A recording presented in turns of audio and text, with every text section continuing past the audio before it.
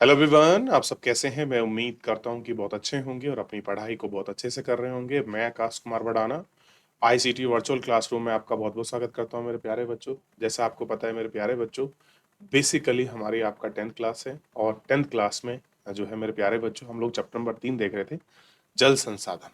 Chapter लगभग खत्म हो चुका था, लेकिन कुछ बच्चों के मैसेज आए कि सर हमको चैप्टर का रिवीजन करना, हम लोग क्लास में बीच में नहीं थे। तो मेरी कोशिश रहेगी कि मैं आज पूरे चैप्टर का आपको ओवरऑल एक बार आपको रिवीजन करा दूं, चीज़ों को समझा दूं, क्लियर है, ताकि हम चीज़ों को अच्छे से कर सकें, पढ़ सकें और एक एक करके हम इनको ध्यान दे सकें कि किस प्रकार ये सारी चीज़ें हैं या नहीं हैं। ये हमको आपका देखना है। ध्यान दीजिए आप सभी, क्लियर है।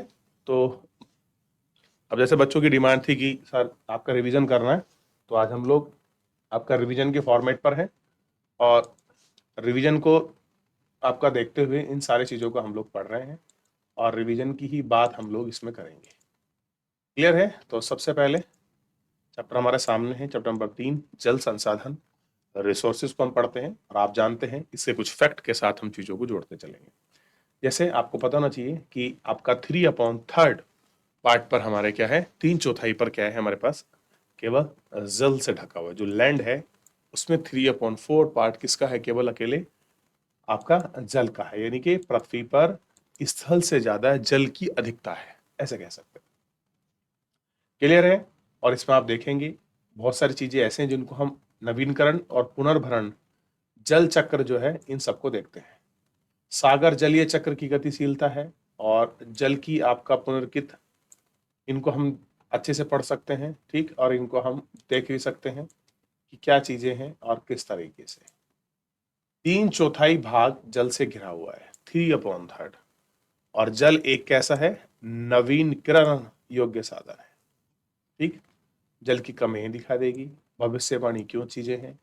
2025 में 20 करोड़ लोग जल की निताहत कमी झेलेंगे। और बताया कि 2025 ऐसे आएगा या इस दौरान लोग कितने, 20 करोड़। ऐसा क्या कारण है कि हमारे पास आपका 71% या फिर आप कह सकते हैं 75% से ऊपर जल है हमारे पास, ठीक। फिर भी आप कह रहे हैं कि हम आपका वाटर क्राइसिस झेलेंगे। तो बिल्कुल सही बात है। कारण यह है कि हमारे पास पीने योग्य, जिसको हम मीठा जल कहते हैं, ये जो हमारा पीने योग्य जल है ये काफी कम है। जल दुर्बलता और जल संरक्षण का प्रबंधन की आवश्यकता है। भारत जल के विशाल भंडार और नवीनकृत गुण से युक्त आपका मुश्किल है और आपका दुर्बलता का सामना करना पड़ता है। और जल की कमी की बात करते हैं, तत्काल ही हम वर्षा का जल को आपका जो है हम इसको आपका देख सकते हैं, ठीक, और इन पर बात करते हैं। लंबा रास्ता तय करती हैं पनिहारियां। इन जो आपकी पनिहारियां हैं इनको हम देखते हैं, क्लियर है, और इन पर कोशिश रहती है हमारी। समय स्थानुसार जो आपकी चीजें हैं इनको पढ़ते हैं। अतिशोषण, अत्यधिक प्रयोग, जल की विभिन्नता, वितरक, असंबंधित चीजों पर हम लोग आपका विचार और गौर करते हैं। क्या संसाधन संभव है, प्रचुर मात्रा में है, जल संसाधन के होने के बावजूद जल की जो आपकी दुर्बलता है वो हम देखते हैं। जल की बढ़ती मांगे, आसान आपका चीजें हैं, ठीक, और इन पर हमने अधिकांश जनसंख्या के लिए घरेलू उपयोग में नहीं बल्कि अनाज के लिए भी हमको ये सारी चीजें चाहिए और हमको देखना होता है। तो जल कितना महत्वपूर्ण है, क्या क्या इसकी चीजें हैं, कैसे कैसे हम इनको यूजेस कर सकते हैं, इनकी इंपॉर्टेंस हमारे लिए क्या है, ये बड़ा वेरी करता है। क्लियर है, क्या है, ये चीजें बड़ी वेरी करती, ठीक। देख लिया, इनको हमने पढ़ लिया। ये देखिए जल की समस्या है। अब देखिए बर्फ पड़ी हुई है, बर्फ यानी कि जल, जल यानी कि शुद्ध जल, हिमनद जल, फिर भी जल की समस्या है। तो पीने योग्य जल अपने आप में मिलना कठिन है, क्योंकि मुश्किल से 2 से 2.5% या 3%, 2 से 3% के बीच ही फ्लक्चुएट करता है। पीने वाला जल कैसा है, आज भी कम है। आपने टेलीविजन पर विज्ञापन देखा होगा कि बहुत सारे किसान खेतों में निजी नलकूप और वहां सिंचाई करते हैं और उसके उत्पादन को बढ़ावा देते हैं। क्या करते हैं, नलकूप को बढ़ावा देते हैं। और इसके परिणाम क्या हो सकते हैं कि भौम जल आपके नीचे गिर सकता है, और जल की उपलब्धता में कमी हो सकती है। भोजन आप खतरे में पड़ सकती है। स्वतंत्रता के बाद तेजी से औद्योगिक उच्चारीकरण हुआ है, विकास के अवसर प्राप्त हुए हैं। बहुराष्ट्रीय कंपनी जो भी हैं, मतलब जो भी एमएनसीज कंपनी है, जब से वो आई हैं उन लोगों ने बहुत सारी चीजों में डिमांड जो है उसकी जल की जो है आपका निरंतर बढ़ी है, और आप उसको नियंत्रण जल को बढ़ते हुए आप देख सकते हैं। औद्योगिक अत्यधिक के कारण जल के चलने वाली विद्युत आपूर्ति को हम देख सकते हैं। वर्तमान समय में कुल विद्युत आपूर्ति लगभग 22% जल की प्राप्त होती है। किससे होती है? जल से। इसके अलावा शहरों में बढ़ती हुई जनसंख्या तथा शहरी जीवन के कारण न कि ऊर्जा की आवश्यकता की बढ़ोतरी होती है, अपूर्ति समस्या भी गहरी है। आप शहरी समितियों की कॉलोनियों पर आप नजर डालेंगे तो आप पाएंगे कि उनके अंदर जल आपूर्ति नलकूप स्थापित किए गए हैं, और ये आश्चर्य नहीं है कि शहरों में जल संसाधन का अतिशोषण हो रहा है। कैसे हो रहा है? अतिशोषण। ठीक, इसकी कमी भी हो सकती है। ये सारी चीजें हैं। अब तक हमने जल की दुर्बलता को मात्रात्मक पहलू की बात की है कि जल है, उसकी दुर्बलता है और उसका मात्रात्मक पहलू है। तो उन पहलुओं की हमने बात की है। क्लियर है? तो एक बार थोड़ा सा आप इसको देखिए, कैसे पहलू की मात्रात्मक बात की है औद्योगिकरण ने, कैसे आपके शहरीकरण ने जल की खपत को बढ़ाया है। चलिए, तो आपको जल संसाधन की उपयोगिता और उसमें होने वाले महत्व के विषय में आपको क्लियर होगा। क्लियर है कि कहाँ कहाँ पर क्या कारण है, दुर्बलता कैसी है। अब देखिए, इजराइल में 25 सेंटीमीटर एवरेज रेनफॉल है और भारत में कितनी है? 114। मैंने पहले भी बताया है, भारत में कितनी है एवरेज रेनफॉल? 114। ठीक है। अब देखिए, फिर भी पानी के संकट हम लोग झेल रहे हैं। क्या कह रहे हैं कि अब हमें दुर्बलता की मात्रात्मक बात किया, अपेक्षाकृत इसके बारे में काफी विचार है और काफी संसाधन के बारे में हम चीजों को देखते हैं। दुर्बलता के कारण, खराब गुणवत्ता के कारण हो सकते हैं। पिछले पिछले कई वर्षों में यह चिंता का विषय बन रहा है कि लोगों की आवश्यकता के प्रचुर मात्रा जल की उपलब्धता होने की वजह यह घरेलू और औद्योगिक अपशिष्ट रसायन कीटनाशकों के द्वारा प्रयोग की जाती है। और अपने अनुभव की मांग और हम इन चीजों को देखते हैं। ठीक, कुपोषण और प्रबंधन, इन सब की तकनीकों को हम लोग अच्छे से पढ़ चुके हैं। बहुउद्देश्यीय नदी परियोजना और समन्वित जल संसाधन प्रबंधन। क्या देखना है कि बहुउद्देश्यीय नदी परियोजना और प्रशिक्षण संबंधित इन सब। हम जल संरक्षण प्रबंधन कैसे शुरू करें? पुरातत्व वैज्ञानिक, ऐतिहासिक, अभिलेखागार, प्राचीन सिंचाई के लिए पत्थर और मलबे पर आपके जलाशय, झील, तट, नहरों के उत्कृष्ट कीर्तियां, ये सारी चीजें हमें दिखाई गई हैं। ठीक, और इन पर अधिकतर बेसिनों पर जो बांध हैं वो भी आपके बनाए गए हैं।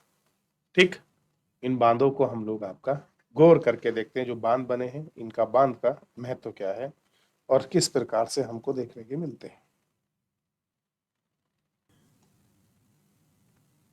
इनका हमें देख लिया। अब बांध क्या है? देखिए, जो बांध बने हैं और डैम बने हैं, उनका महत्व क्या है। अब आपने, जैसे मैंने आपको पहले बताया, हीराकुंड बांध है। बांध को हमने बहुत तरह से उपयोग किया है, लेकिन बांध के कुछ सकारात्मक और नकारात्मक दोनों पहलू हमारे सामने समझ आए हैं। ठीक, और इस नकारात्मक और सकारात्मक पहलू के दोनों की वजह से हम इन चीजों पर भी गौर करें। क्लियर है? जैसे हमने देखा, हीराकुंड बांध एक महानदी पर है, और ध्यान रखना, जवाहरलाल नेहरू ने बांधों को आधुनिक भारत का मंदिर कहा है। तो अगर कोई पूछ ले, आधुनिक भारत का मंदिर बांधों को किसने कहा है? जवाहरलाल नेहरू ने। ठीक, और उन पर हमने देखा है। और परंपरागत बाढ़, नदी, मैदान, वर्षा का जल आप इकट्ठा करते हैं और उसके बाद सिंचाई के लिए बाढ़ उपलब्ध कराते हैं, बनाते हैं, अपितु उद्देश्य विद्युत उत्पादन, घरेलू औद्योगिक अपशिष्ट जलापूर्ति, मनोरंजन, इन सारी परियोजनाओं को हम आपका देखते हैं। ठीक,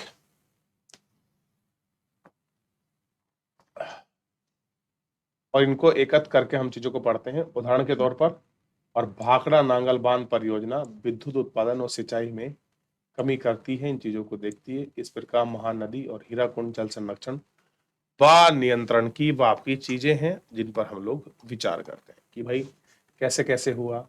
और नदी पर बनाए गए बांध का प्राकृतिक महत्व और प्राकृतिक आपके बहाव के अवरुद्ध होता है, जिसके कारण तलछट बहाव में आपका बहाव कम हो जाता है। तलछट जो बहाव है वो कम हो जाता है और अत्यधिक तलछट जल से में जमा हो जाते हैं और आपका नदी को अधिक चट्टान हो जाती है, जो आपका नदी बेसन में जीव आवासों को भोजन की कमी नदी बांध के टुकड़ों पर बांध देते हैं, जिसमें विशेषकर अंडे देने वाली ऋतु जलाशय और नदी स्थानांतरण के अवरुद्ध हो जाते हैं।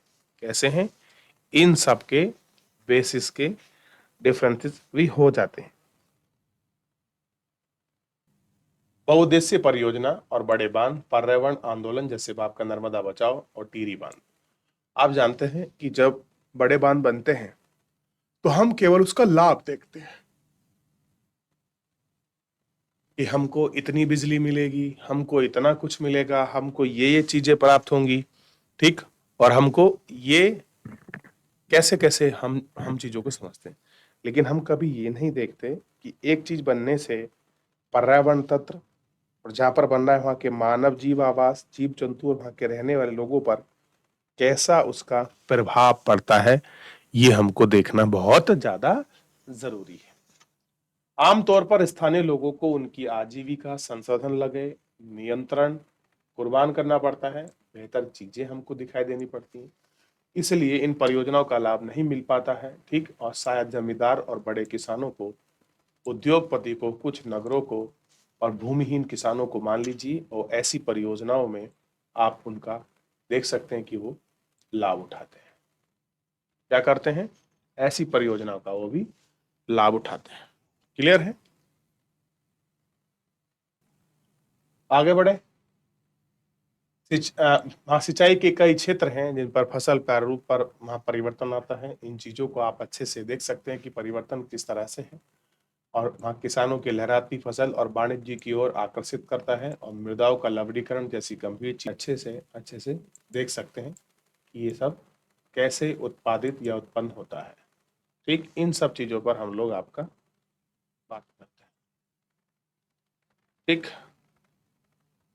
भूमि मालिकों गरीब वहां से बढ़कर है और सामाजिक परिदृश्य से बदल दिया गया है, इनके बीच संघर्ष पैदा होते हैं, और साबरमती बेसिन के दौरान आपका नदी अधिक जल आपूर्ति में उपद्रवता उतारू हो जाते हैं, और बहुउद्देशीय परियोजना का लगाव और बंटवारे अंतरराज्यीय झगड़े आम होते जा रहे हैं। कैसे हैं? अंतरजातीय जो आपके झगड़े हैं वो सारी चीजें आम होते जा रहे हैं, ठीक। ये आपको देखना। नदी परियोजना पर उठ रही आपत्ति उद्देश्य में विफल हो जाने पर एक विडंबना है, जो बाढ़ नियंत्रण के द्वारा बनाए गए हैं, तलछट जमाव होने के कारण है, ठीक। और अत्यधिक वर्षा होती है। बड़े बांध वर्ष 2006 में महाराष्ट्र गुजरात में भी भारी वर्षा के छोटे होने की वजह से बाढ़ की दिक्कतें विकट हो गई, और बाढ़ न केवल माल का नुकसान हुआ अपितु बृहद स्तर पर मृदा अपरदन का हुआ, और जलाशय की तलछट में जमाव हुआ, और ये सारे भूकंप वगैरह इन सब चीजों को आए, ठीक। बाढ़ की संभावना बढ़ गई और अत्यधिक आपका जल जनित बीमारियां और फसल, और अब ये सारी चीजें आपका फैल गई, और इन चीजों को आप देख सकते हैं कि ये बीमारियां फैली कैसे, बढ़ी कैसे। वर्षा जल संग्रहण, क्या देखना है? वर्षा का जल संग्रहण।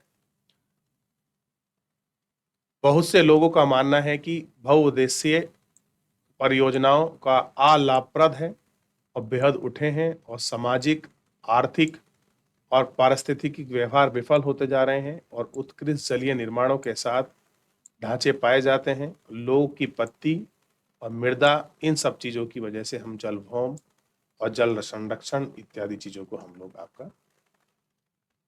देखते हैं। क्लियर है? देख लिया?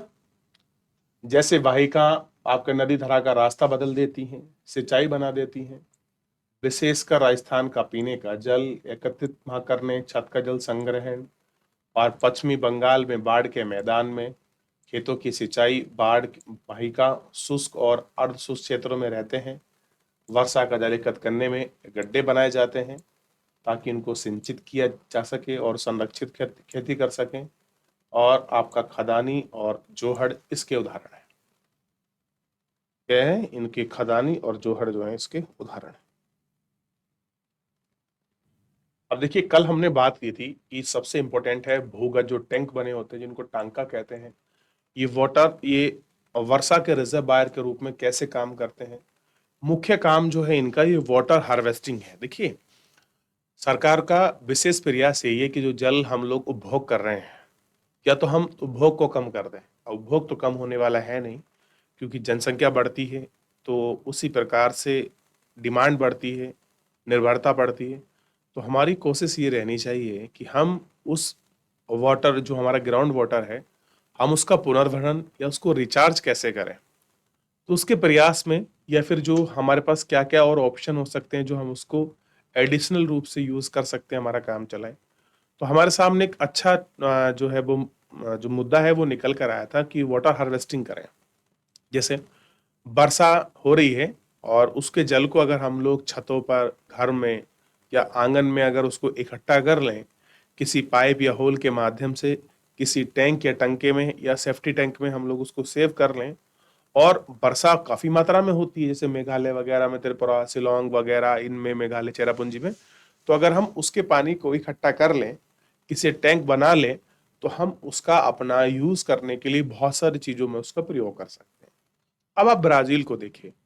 ब्राजील में वर्षा कम होती है, 25 सेंटीमीटर, लेकिन उनके यहाँ प्रोडक्शन अच्छा है क्योंकि वो क्या करते हैं, ड्रिप इरिगेशन, फुहारा, जो बाग का फवारे से जो आपकी सिंचाई है उसके माध्यम से सिंचाई कर रहे हैं।